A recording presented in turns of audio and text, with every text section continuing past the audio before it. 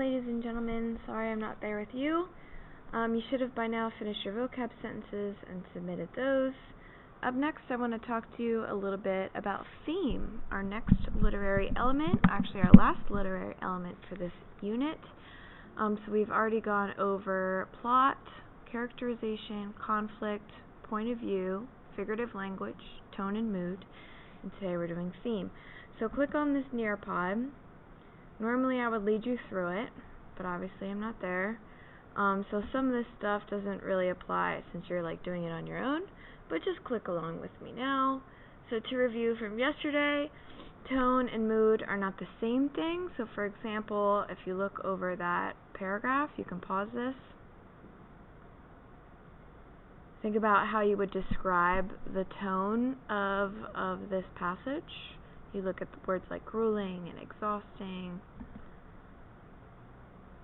So the tone would be serious or intense or formal. The speaker is obviously taking himself very seriously.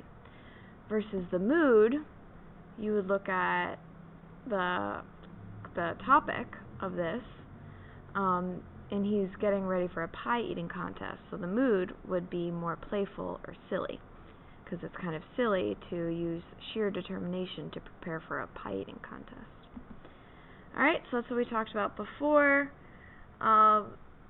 We worked on the lesson of the moth yesterday, and some of you did not use correct MLA format for your quotes.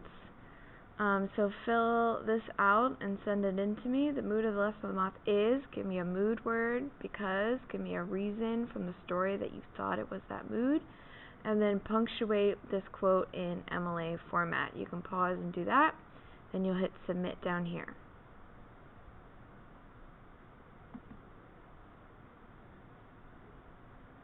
Well, alright, hold on before I go on. So for MLA format, you should put quotation marks around here. You should tell me who is speaking. It's the moth here who's speaking. So you'd say, in the middle of the poem, the moth says, something like that. Okay, next up, theme. So theme is the author's message for the reader throughout the story.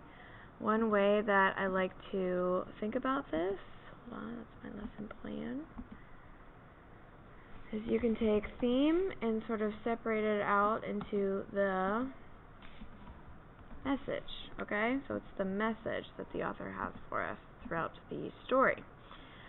So authors don't just randomly write stories for fun. They normally have some kind of purpose that they want to convey to us, something about life or relationships or individuality or something. So part of our job as readers is to figure out what the author is trying to tell us and how we can apply it to our own lives. And they very rarely outright tell you the theme. Some fables will tell you a moral, but that's not the same thing as theme, and that's a very juvenile example. So we have to make inferences and draw conclusions based on textual evidence to figure out what the author is really trying to tell us and how we can apply it to our lives. So, quick poll, how many themes does the story have? Could it have one, could it have two, or could it depend on the story? Take a guess, you'll submit. Okay, so the answer there was that a story can have dozens of themes. It really depends on what you're focusing on, what you're analyzing. So typically there's not just a single message that the author has for us. It can be interpreted many different ways using evidence from the story. So the theme is the underlying meaning, the purpose, the universal truth, so it's not specific to that story. It's something about society or human nature or the human condition that transcends this particular storyline to other books, other TV shows. We can apply it to our own lives.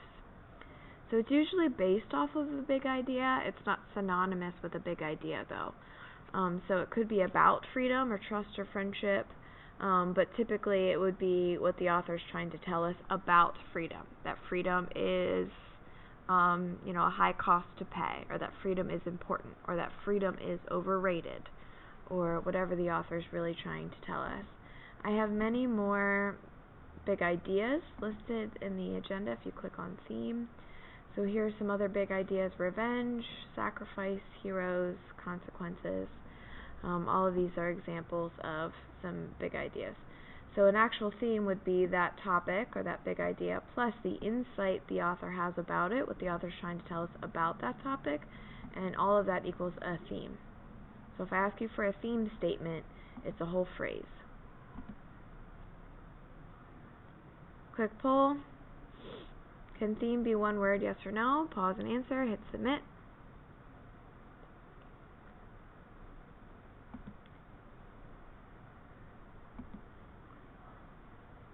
And I just said that it cannot be. It's not the topic, it's the point being made about the topic. So like, if I were to tell you guys a message right now and say, hey guys, I have a message. My message is snow. Alright, go ahead, act on my message. You wouldn't know what to do. Like, you don't know if I'm telling you that it's going to snow, that snow is beautiful, that you have to go shovel the snow. Like, the message is not specific enough because I didn't give you a message. I just gave you a topic. So, theme is a message. Quick poll. Our theme, sorry, this is cut off. Are themes specific to that story? Yes or no? Pause, answer, hit submit.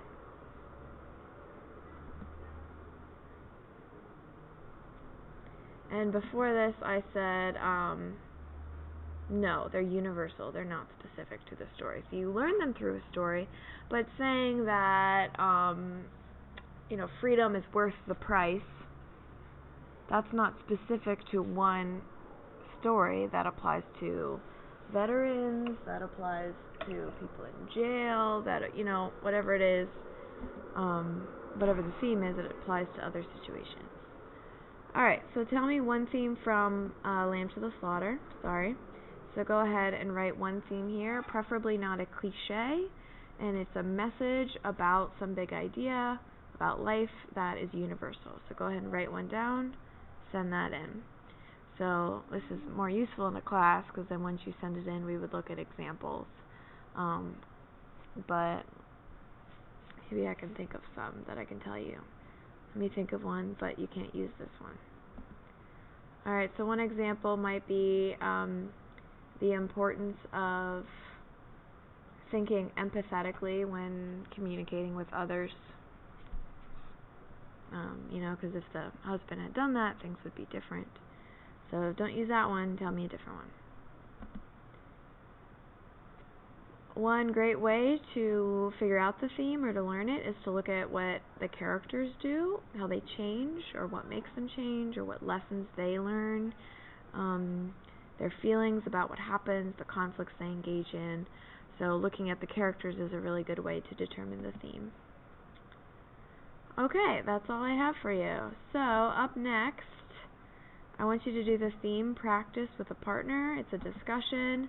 So choose a song. I have songs here, or a children's book. There should be a bin sitting out, maybe on the table on the side, with a partner. So you're posting together with a partner, and figure out the theme of that song or that book, and you will post it here. So tell me the text, so the song title or the children's book title and the author. What you're using to determine the theme. Is it a character? Is it the word choice? What is it? What the theme is, and then how does that support prove you're a theme? Okay, and highlight it like this.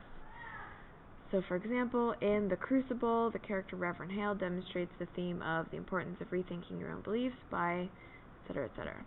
Alright, so you'll hit reply. Together with your partner, just post on one computer.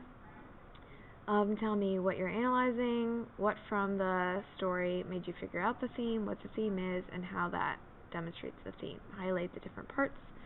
Post it. Once you've posted, refresh and comment on a different group's post about their theme statement. If it is credible, if it makes sense, if they're missing any parts, if it's an actual theme, if you agree or disagree with them, something like that. When you're done with that, you'll have the rest of class to work on story number 3 by your independent author. So whoever you signed up for, you're reading the story by that person. You can choose stories here. You can look up other stories by your author too. I'm trying to make it easy on you. Alright, so you should have story 1 done and submitted. Yesterday I asked you to submit story 2, all filled out, all done. You didn't plagiarize each other either. I told you that you could talk to each other about it, but it should not be word for word. So now your story 3. So tell me the author, the title, fill out your plot diagram, define 3 words from the story. Oh dear. Hold up.